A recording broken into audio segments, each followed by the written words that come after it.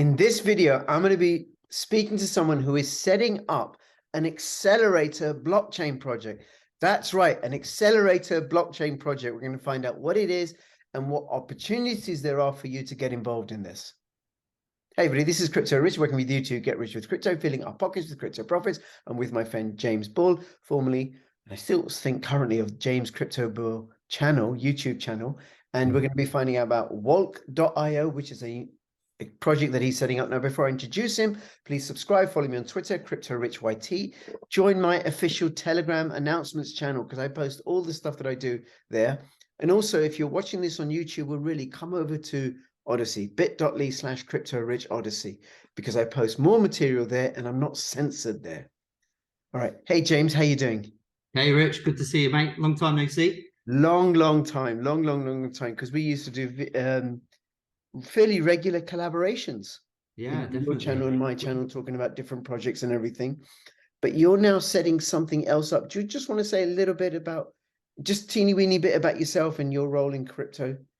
Yeah, I suppose the story starts there, and this is where we've got to now. So obviously 2015, I got the bug, should we say, seeing Tony Robbins talking about this cashless society.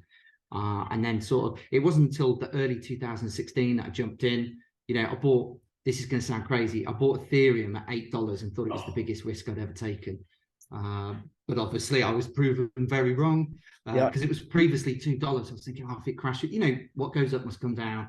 And before I knew it, you know, I was looking at my portfolio and it was, you know, 20, 30, 40 grand, and I put very little in. I was like, oh my God, I've hit on something here. And then before I knew it, I became the expert locally on different medias and stuff, and then everyone was inboxing me, and that became a full-time job. So I thought I need another outlet, and that's when I started the YouTube channel to sort of help people. I thought, no one's going to watch any of my videos. Who's going to watch? They don't even know I am. I did my first video just doing my top 10. Obviously Bitcoin was I was just saying, this is going to be the daddy in like 5 years time. And that got 60,000 views in the first week, and then I just thought, oh my God, I've hit on something here. There's value, people want to listen. And then basically I just reviewed a lot of coins, did some training courses. They did go on some pay for platforms, but very quickly I just put them on the channel, because the whole point of the channel was to help people. Not, you know, I've seen other people charging $3,000 for the same course, and I just thought, nah, I'm not going to be that person. Here it is, it's free, help yourself. It's not going to grow by ripping people off, it's going to grow by helping and sharing. And then obviously we ended up collaborating on a few things, and had a business called Crypto Rookies. That sort of fell apart, really, nothing to do on my side. And I just thought I need to step away for a bit, and I stepped away from the YouTube channel, stepped away from crypto to some extent. Actually built a company in Australia called Get My Refund, which is www.getmyrefund.com.au, bit of a mouthful, which was basically attacking the banks. They'd rip people off. They'd insurances, PPI. So if you're familiar with Gladstone Brooks, I built basically the Gladstone Brooks of Australia. It's the #1 company over there, revenues of over 3 million and stuff. So I sort of diversified a little bit. However, crypto's a powerful thing, and quickly got drawn back in again, because I've always wanted to do my own project. And we were going to do an exchange to start off with, because my business partner actually builds exchanges for banks, Singapore Exchange. He's also designed the surveillance software, so he's a surveillance specialist. So he designed the first crypto surveillance for the Abu Dhabi market. I can tell you now that he's working with some of the biggest exchanges on the planet, because obviously all of these regulations are coming in, so they're having to up their game, and he's working with them. He's involved in lots of different things in terms of finance. And then, yeah, we were doing a deal with a sort of an Asian bank as such. That fell through, but on the back of that, there a whole piece of technology that we didn't think was available to us was. So most people know smart contracts in, you know, in the usual way, something goes up, blah blah blah. But we actually found another way of using it as a messaging protocol, which is a very different use case versus what most people are using it for. And then we hooked up with some real high-level finance guys, some people in the investment banking world, and basically came up with a solution. And that makes part of it what the project that we're doing now. It's like, I'm going to call it the cash cow. So that's what's going to provide the funds for the accelerator. Right. And then I went to Lisbon last minute to get a grant for the project at the NEAR conference. Anybody who hasn't been to the NEAR conference, fill your boots. It was brilliant. I mean, for €400, it was 4 or 5 days. All the booze was free. Events were free. The booze at the events were free. The food, it was just nuts. It was nuts. Compared to some of these where you pay, I mean, we were going to get charged like $4,500 to go to one in Dubai, and it looked pretty poor, to be honest. So yeah, great value for money, great atmosphere, great people. Hence why we're sort of building with them, because we do think that is the best technology out there at the moment, especially for what we want to do, sharding, security and stuff like that. And it was literally on the way back, the whole market crashed, and a project that I knew, they had all their funds in Celsius, and I had some funds in Celsius as well. Not all. I have bits everywhere just in case, and it all fell apart. And it just got me thinking. And then they couldn't do anything with the projects. They didn't have any funds, and we were so focused on the real-time payment company that it just got me thinking. Is that the real-time payment company makes ridiculous money? It's in the FX market space. So for anybody who doesn't know about that, it's the largest traded market on the planet. It does $6.6 trillion a day, and that was when we did the research over a year ago. It's now doing 7.2 trillion. Everything's falling apart in the world. Fuel prices are up, everything's up. That market just keeps growing, keeps on growing, and it has done for many years. So it was a perfect ground for us, really. And we had all the contacts, because obviously, apart from myself, like people, I had someone say, "Oh, how can you get in the banks and stuff?" I said, "Because it wasn't my idea, mate. It's my friends, my business partners. They are so high up in finance. Like, they literally knocked on the door of the largest investment bank to showcase the idea, and within a week they're there. And then another week later, we're showcasing it to the head of FX, head of IT, and getting the feedback from the customer. So we do a lot of projects out there. They build a project and go, "Oh, we've got this great idea. That'll work, and we'll give it a token." And off they go. They build this project, and then they try and get traction, and it doesn't work. Where I've always been of the mindset, well, if that's my customer, let me go speak to my customer. Let me understand what their needs and things we can and we can't do, and then go away and build the best solution I possibly can. And that's basically what we've done in that sense. Right. And this is this is leading on to this project being Walc, WALC.com, .io, WALC.io. So Correct. what does Walc stand for, and what is Walc? Walc stands for Wheel of Crypto. And what it was just a bunch of friends who got together that were passionate about crypto, that wanted to do something with blockchain technology and create really, really good solutions. And what I'd seen in the marketplace is, especially going to NEAR, for instance, some very, very intelligent, smart people with great ideas. But as you know, like, business isn't just about ideas. It's about being able to run your finance, the legal, being able to, zero-based budgeting and management of those things, marketing. I'm expert in certain areas. So especially like managing budgets and stuff. I manage a £60 million budget now for a very large chocolate company, shall we say, without giving too much away. And there's lots of I do some high level stuff there, and I work with marketing. Some of the it's Cadbury's, Oreo. I look after, help out with those brands, and I do things with those brands. We did Philadelphia recently, Eurovision. So I'm heavily into the marketing side, so I understand those things. So I can go and help other projects. I've got other people in the team, the CFO of Anytime Gyms. So in terms of the finance side, he's absolutely brilliant. 30, 40 years experience. And I think a lot of projects are lacking. They've got the energy and enthusiasm and ideas as young 20-year-old kid, young men, young women, and they just need that little bit of help. And I can see that from afar. And then the second problem is that and we found this, trying to get funding and everything else, is that the funding is so inconsistent. It's unbelievable. So what we get this bang and bust in the crypto market, which is it is what it is. Markets go up, they go down. But obviously this goes down hard and it goes up hard. And then, in the last one, we lost half the VCs. They just disappeared. And then those that were still in got hit really hard. So there wasn't the money about to fund projects. So it got us thinking that we needed a real world business outside and removed from the crypto world, if you will, but actually utilizing blockchain technology. So it still fits with the parameters and the ethos of the project, but it actually sits outside. That project will just do this. It will just continue to make money. And then that allows us to then fuel the Walc accelerator. And the main reason for that is we could do real-time payment and just disappear into the ether. And it will be the largest use case of blockchain and smart contracts on the planet, just because of the size of the market purely. But I'd get bored. I think you know me, Rich. I've got to.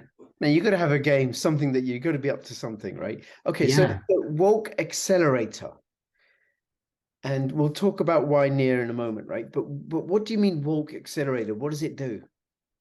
So what we'll do is we'll obviously have 3 sort of forms of funding. So we've got grants, we'll do an ICO, and then we'll also have the real-time payment company where that will generate profits for us to then utilize within the Walc accelerator. We'll then bring projects in. So we've got a couple of projects that we're doing ourselves, obviously the real-time payment company. We'll also build our own exchange. And the reason for that is because what we can do is we can put Simon up on a pedestal, because he has created the standard within the banking world in terms of how exchanges are built and stuff. That's his job. So it makes only sense that we build one.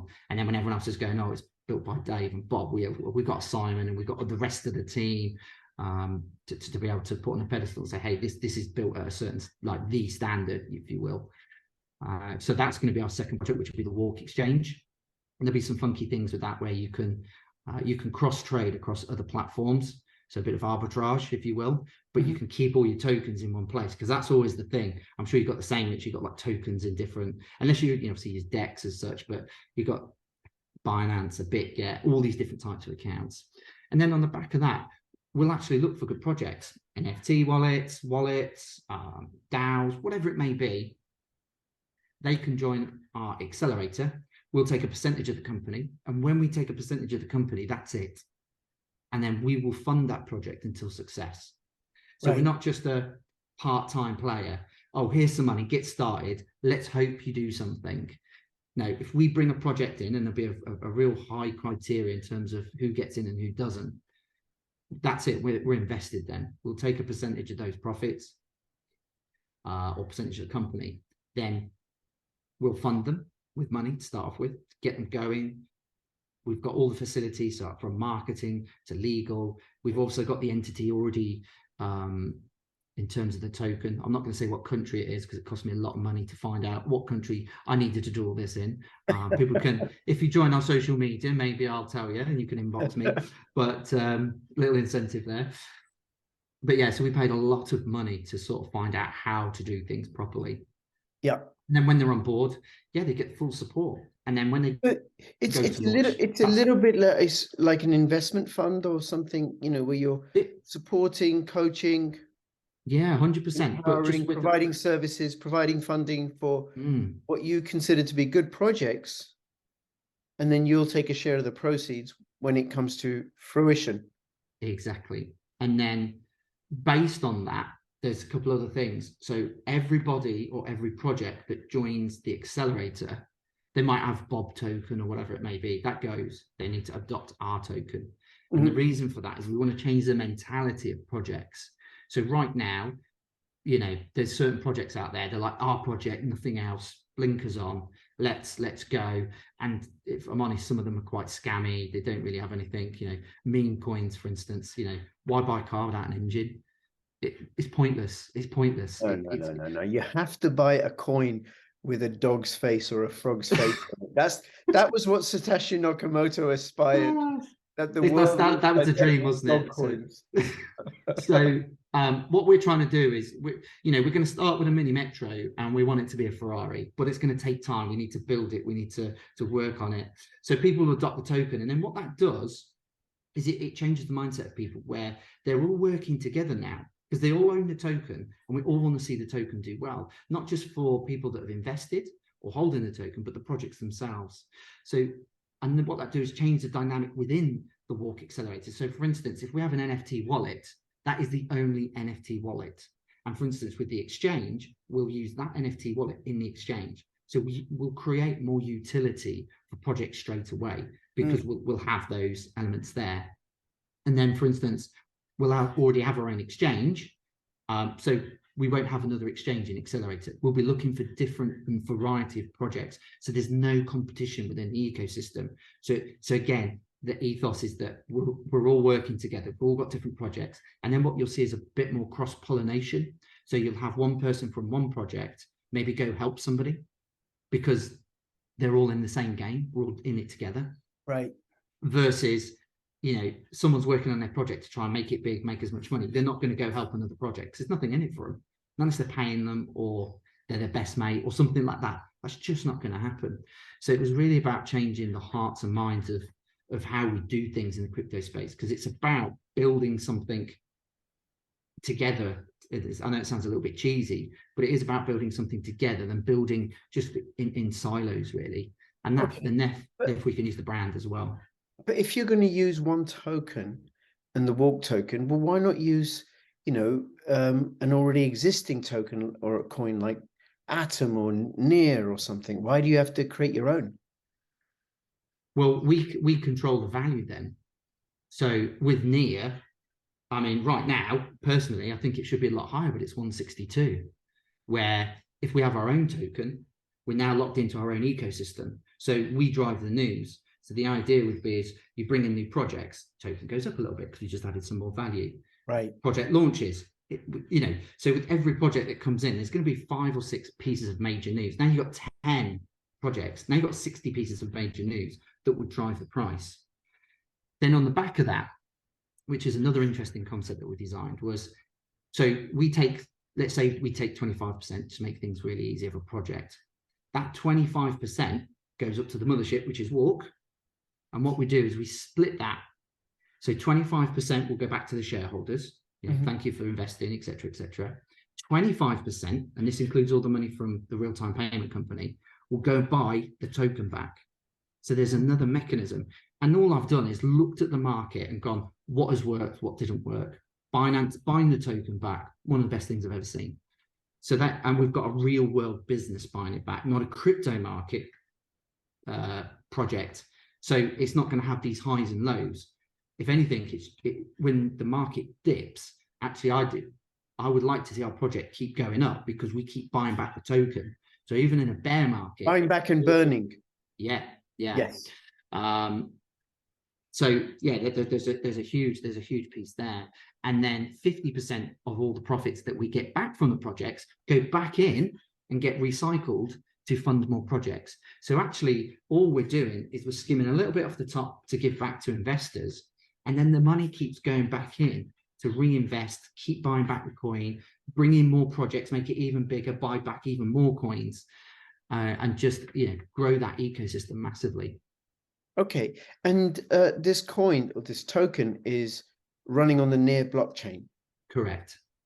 Okay, now tell us. I have covered Near a long time ago, and I did have Near for a while, and I don't have any now. And what I know about it, what I remember about it, it's very, very fast.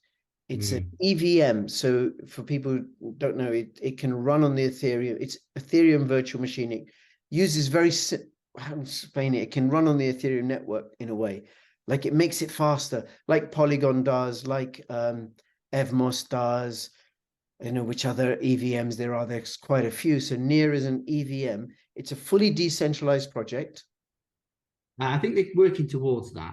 I think that's the premise. So there's a couple of reasons why we use Near. Right.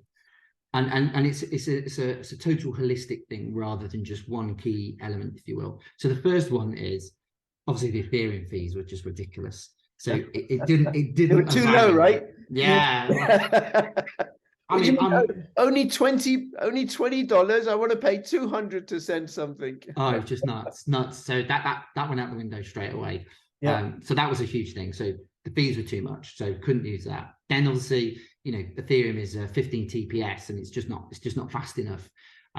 When you start looking at Near, it's actually on par with Solana and some of the others out there. So that then makes sense. So it's like, it's competing on the speed part, if you will. And then obviously that comes down to a lot of things like Doom Slug, and they do things very, very differently in terms of how that protocol operates. but the real icing on the cake was the sharding for us. So in terms of, if we're working, so our major project is obviously the real-time payment. We need a shard that is literally a private finance shard for the banks and nobody else, because they're not going to want anybody else on say the public chain, for instance. We still get all the benefits of the public chain and get the updates, but nobody else will use that shard. It will be our own private shard. We'll run it, etc., etc. Okay. Now, before you go on, Jay, just say a little bit about what sharding is, because I have a vague notion, but I don't want anybody to rely on what I have to say about it. And if you can keep it as simple as terms. possible. Yeah. Yeah. So the way I understand it is, you've got obviously Ethereum. It's all in blocks. It's all together, and it sort of builds up, and it just gets slower, basically. And then with the sharding, it's literally a line off, and it's like extra storage in the sort of the near terms, because a lot of the stuff on near in terms of the fees and bits, you're paying for storage, and when you build a coin, it's for storage. So it's very, very different in how it operates. But the sharding is just really to keep them or maintain the speed of the chain. So it's not just backing up. It's like, oh, right, we're down here, right, and you can offset as such. In the simplest format, there is some technical stuff, and especially if Simon's here, give you half an hour on it. But in the simplest terms, that's what it is, and it works perfectly for what we need. Right. And so that's the technical side of NEAR, which is great. But then on the other side of NEAR, I know some few others have started doing this, that they had a grant program, which was really, when the market was on its arse, nobody wanted to help us. We obviously did a family and friends raise, and then we went with NEAR, basically. I mean, the guy that we had, Mark Sugden, he was an ex-trader anyway, so he's seen it and he was like, holy shit, guys, you got a unicorn here. Let me get you in. So before we knew it, I was in where was it, Lisbon conference, and Mark sorted it. Mark and David Garcia sorted it out for us, and we got our grant, and we've been building sort of ever since, really. I mean, there's been a few challenges because it's quite complex, and we've reformulated it slightly, but for the better. Okay. Okay, so that's NEAR, and then the Walc token will run on the NEAR blockchain. And we didn't say this, but NEAR is a smart contract protocol, so it's programmable money in the way that Ethereum is, and Atom is, and Solana is, and Bitcoin isn't. Okay, so you can give instructions and you can build applications on it. So Walc is going to be it's going to have its own token on the NEAR platform, and you're doing an ICO. Now, James, who does ICOs? That's so 2017, which in crypto might as well be like back with the dinosaurs. I don't know, because we seen Pepe the other week, and it just went off like a rocket. But they didn't do an ICO, did they? Was it an IEO? I don't think they did it. I thought they just released it. I thought I mean, I'm not close enough. I tried to avoid those things. I mean, for us, we're trying to do an IEO. So we're currently in talks with initial exchange offering. Yeah, so we're in talks with one of the big exchanges right now, on Launchpad. We're to the final stages, basically. Submitted all the paperwork, all the token bits and pieces to be able to launch on that. And the main reason for that is, again, thinking of anybody who's investing, is that we didn't really want to do it through just a website, because the amount of scams and stuff like that is actually, we want to direct to a place which is trusted. And obviously we have to go through a hell of a lot of due diligence and reviews and lots of things to be able to even get launched on there. So it gives the project some credibility, because this project it's not a quick rich scheme, if you will. That's not what this is about. This is about long-term continuous investment. The money that we make from this isn't going in our back pockets and we're disappearing off down Barbados or whatever. It's literally to put it back in, because it comes back to the name. We all love crypto, and we want to see this grow big. And there's a dynamic happening right now where the crypto's on its arse a little bit. These little FTX, boom, down, boom. It just creates a lot of distrust. Now, I can tell you now, obviously working with the banks, we will be the first project in banks, 100%. And we should launch early 2024 with that.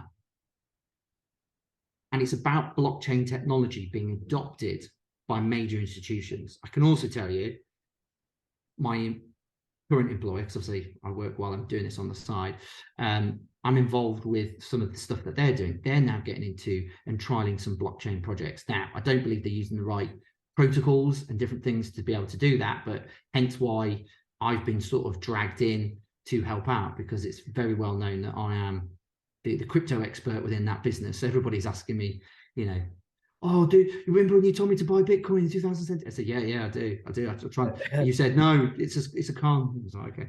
But we've all had that. We've all had that.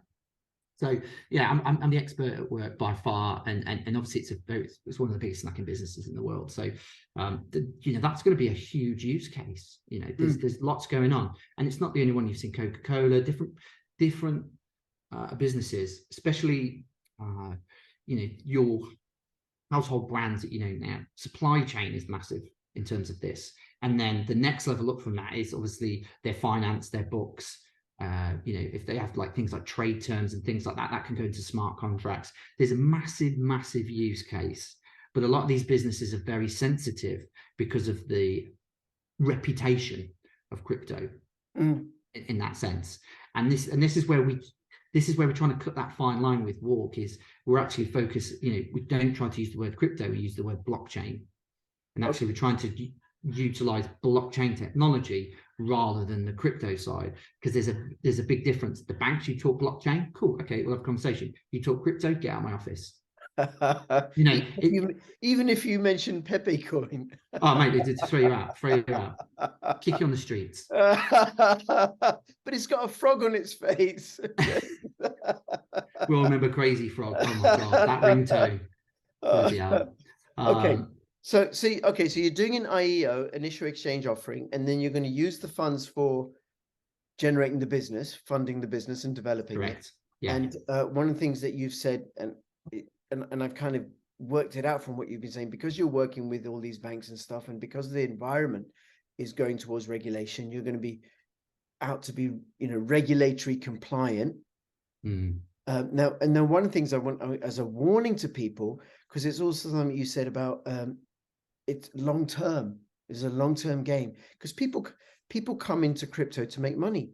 I mean, James, I have paid off my mortgage. It wouldn't have happened as a social worker of my social worker salary. It wasn't going to happen. And I'm, you know, interested. I'm in here because so I can make money and provide for my family. But I've also learned that patience pays in the crypto space. It really, really does. You've been in since 2015. I bought Bitcoin in 2013, mate. I did. Now the mistake I made was the same as you. I didn't buy enough. And I bought Ethereum at $3 and I didn't buy enough, right? Right. But you know, you and I could have divested ourselves of those assets in 2017, or you know, when there was the pump, and then we wouldn't have got the returns that we've got over time. So patience pays. And something for people to bear in mind is that cryptocurrency projects, blockchain projects, like all businesses, fail. You know, some are scams because people see an opportunity to make quick money and disappear. That happens. Some are shams, which is like, you know, for whatever reason, the project just fails. It doesn't get going. You know, no dishonesty necessarily, but it just doesn't work out. And then some are doing really, really well, like Binance, like a few others that are just slowly building. And then you got to ride with the rough with the smooth. That's how it is. And that's the sort of ethos of the accelerator. So we know that, you know, let's say we bring in 20 projects. Not all those projects are going to be the next Binance or whatever it may be. Yes, some will fail. Some will fail. A long time to give a return. But we can absorb that because we have other projects that will do well. So we can absorb that effect. And also because we have funding that comes in, which is not directly affected by the crypto market. Again, we can absorb it again. And, you know, you can pick and choose your investments. Most projects don't actually need that much investment. So I'll give you a great example. Like there was back in the day where projects raised like, was it 10x? 10x raised $80 million, and then it's gone. And then it doubled. The market doubled, and then I can't think of his name now. the Austrian or German guy. He then made them sell, which was good, good. So they ended up with $160 million. They couldn't even launch a card. Yeah. And I know another project that did exactly this. Like, they launched a card, but they fell into some issues and ran out of money. But they did that on 800 grand. So this whole fallacy of, you need lots of money. It's nice. It's resources. I'll give you a quick snippet. For us to launch the largest use case of blockchain on the planet will cost us £6 million. Wow. And that's taking, very reserved salaries, just zero-based budgeting. What do you actually need to get this done? And if you break it down, and that's part of our whole ethos. So we'll pay our C-level team. So when projects, we probably only need to pay 1 or 2 people in the project. That's probably most of the money that they need, and maybe a little bit for hardware building. The rest is absorbed by Walc. So actually, you're not controlling the money, but you don't have to give so much away in that sense to be able to get the project started. And then when they get going, then they get the rewards. Yeah, no, I get I get it. And I know, was it how much did EOS raise? 2 billion, I think, wasn't it? Yeah, it was a ridiculous amount. And where is EOS now? Right. And 10x, by the way, I did have a 10x card, and I did.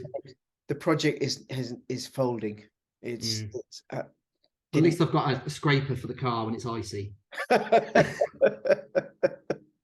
Okay, then the other thing is the Walc token sounds to me a little bit like a hedge fund or a sort of diversified investment fund, because if I got the Walc token, and let's say there are now 10 projects within the accelerator program, and let's say 3 of them do really, really well, 3 of them crash and burn, and then the other 4 are just just piddling along, not doing anything. They're just flatlining, but they're still going along.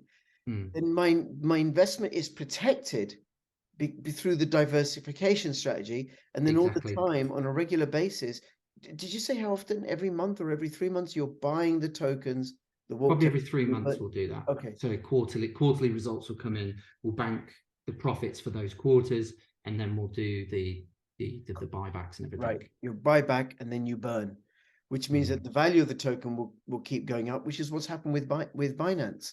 Exactly. And then the other thing, we are at the point where we're at the end of the bear market turning into the bull market. That's where I think we're at, because it times in with Bitcoin's halving schedule historically, but we're above the 15,000-16,000 dollar lows that we've had here. And this is probably the best time to get into crypto, because normally what happens, when it was late 2017, everybody was coming in, oh, we've got this project, we got this project, we got this project, when the prices are really, really expensive. And then they take in a lot of money when the price of the Bitcoin and Ethereum is really, really high. And then the price crashes in the bear market straight after. And the amount they took in is now worthless. It's lost a lot of value. But that's not the case right now, I think. There's a few reasons, and you sort of touched on one. Is we're launching now because we do believe the market is on a turn, which is good, because you can go in, offer it, and the token goes up. It's really good vibes for the project. The other thing is, and most people don't know this, so this might be something new for the channel, Rich, is obviously Simon, my business partner, is very connected. He does lots of stuff for the FCA. There is some regulations coming. So you're not going to be able to launch a token very, very soon unless you have FCA people littered throughout your business. FCA qualified people throughout your business. So even to do the marketing, to put a tweet on, you're going to have someone who is FCA regulated to do that. Now, and obviously the real-time payment business, that all has to be FCA regulated. I've seen the salaries that these guys are on. Astronomical. We've probably got 6 or 7 people that we need. So there's an FCA lawyer. We've got people in New York. Obviously, we need them in all the hubs. I mean, the salary bill on that is like $1 million alone, just for those guys.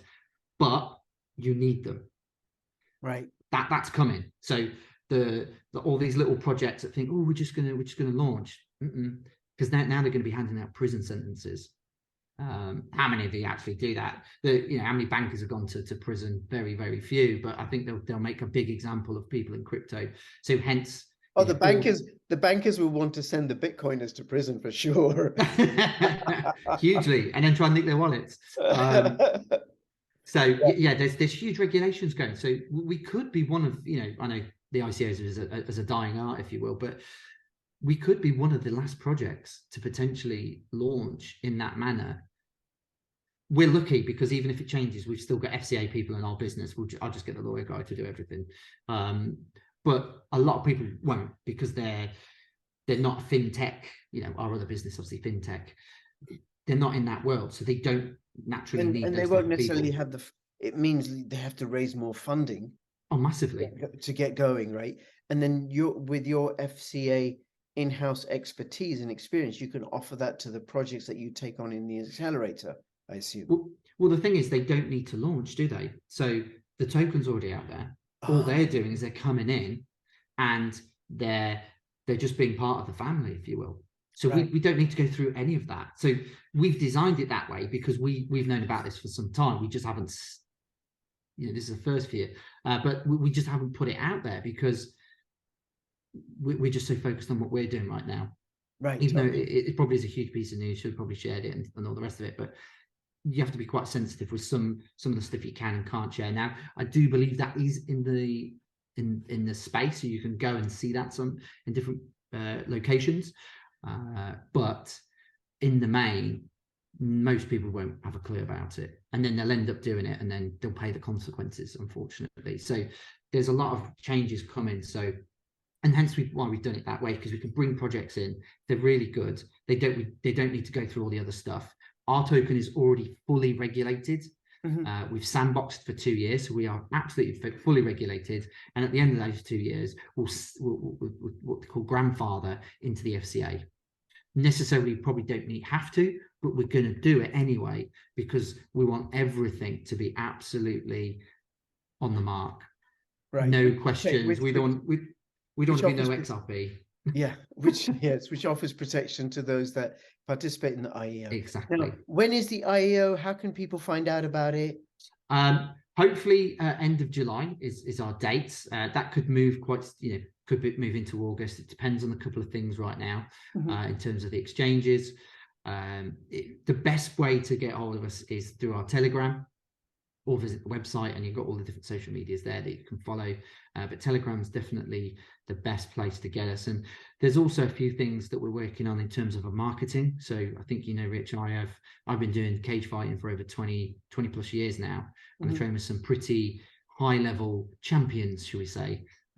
We're in talks with, we've already pulled in our first cage fight. He's getting sponsored for, it's Mo. He's fighting on Cage Warriors. So he's going to be fighting for the, I think it's the lightweight amateur title. Mm-hmm. So he's one of our new sponsored fighters, and we're going all the way up to the pros. So obviously at Renegade Gym, there's a load of guys there that I know and train with. So I'm going to sponsor those guys. And the reason for that is you can sponsor these guys and it doesn't cost, it's not costing the earth, shall we say. And you get your brand all across their chest, on their shorts, and you get replays and lots of different things when they win. And it's on UFC Fight Pass, which is our perfect audience in terms of demographics. BBC iPlayer, it will be on. We're going to be everywhere. There's a lot of stuff that we do with football at work. I want to look at some stuff once we get the funds together, especially through RTP, is actually sponsor a Premiership football team. Because obviously at Cadbury's we do a lot of the stuff with Cadbury's. Mm-hmm. Cadbury's FC, huge thing. So obviously I've got the contacts there that I can tap into in terms of, and the thing is this, it's not going to be Manchester United or anyone like that. I'm not going to go waste 80 million like Tezos and all the rest of it. But if you get, so when you get the new teams promoted up, you can get a full season for 3 million quid. Wow. So 4 million quid maybe. So that, I think, coupled with the other stuff that we're doing, and the reason I would do that is because you've got 60 million people in the UK, and it's something like half the population watch football. Yeah. So they've got eyes on you all the time. And yet it's not Manchester United, but when you play Manchester United, it's going to be seen. Yes. Very good. Very good. Okay. And then have you got any accelerator projects lined up already? Yes, we've talking to quite a few people. We've got a potential wallet that is very much like MetaMask. With those guys, Christian and Daniele, they had a project called Amon. They're the ones that did the card for 800 grand. Now they've got this. Christian's been working on the wallet for a while. We're talking to some guys called Ample, which is best way I can describe it. It's like Netflix on the blockchain. Those guys have actually, one of the lads is on renovations with Jeremy Renner. He helps build this music van. It's on Disney Plus, so you can actually see. It's pretty cool. They're all so yeah, and we've got a few other projects on the sidelines. And again, if there's projects out there that want to touch base with us, again, get in our Telegram, send us the white paper. We'll start reviewing those things. So the focus is get real-time payments up and running, get the exchange running, and then that gives us all the runway to then invest in lots of different projects and support them and build the space and make it trustworthy and make it a safer place to play, if you will. Because like you were saying before, this whole bang and bust stuff, I don't like it, because you get the sometimes the influencers, to some extent, they get in, they hype it, they're in early, they're making all the money, and then all the followers get in, everybody else, and then they get stung, and then they don't want to play in crypto anymore. And I've seen it. I know a couple of guys that went in for, they got money to spend, but they went in for I don't know, maybe 100, maybe 200 grand. They bought some Bitcoin, Ethereum at the heights, and then now when you talk to them about it, mate, I'm not interested. It's shit. It's not. You just bought into the hype and you bought at the wrong time. But in general terms, it's a good space. First, you need to be early. 2, you need to be patient, like you said, Rich. And also, you need to invest in projects that have an engine, and not because if they ain't going anywhere, because of the fad or whatever. And don't put in any more than you can afford to lose. 100%. Like, don't risk it. Like, I'm trying to think the project now, but I've seen stuff like people had gone in with like 400 grand, talking about killing themselves on Twitter, and it's just like, that doesn't sit well with me. No. Like, if our coin makes a couple of cent every couple of months or something like that, yeah, happy days. I don't want it to do like $1 on the first month or so, and then just dive straight back down again. Does nothing. A couple of people will get rich off that, not many, and generally it's the whales. This project is about encompassing everybody to some extent, and as long as people are patient and everything else, then it will all work. And we're going to implement some staking programs and different things. So there's, again, lots of different bits of news that will happen throughout the life cycle to really drive value and scarcity and all those different types of things. Okay. And then people can stay in touch by, I have the links to the website and also the Twitter and the Telegram group, and people can find out that way. Is there anything else you want to let us know, James? No, I suppose the main thing is that we're doing a funding round right now. So there's equity and tokens on the line. So if you are interested in having some equity as well as tokens, then you can contact us at the Telegram group. That round does close in the next couple of weeks. And then we're locked and loaded, then ready for the IEO. Great. Okay. Well, listen, thank you so much. I look forward to having you back on again at some point soon. And thank you for reaching out. Really, really do appreciate it. And anybody who's watching, you have any comments or questions, put them in the description below. But also go check out this website, do your own due diligence. And between now and when I see you next, please keep filling your pockets with crypto profits. This is Crypto Rich and Crypto James signing out. All the best. Bye-bye. Cheers, guys.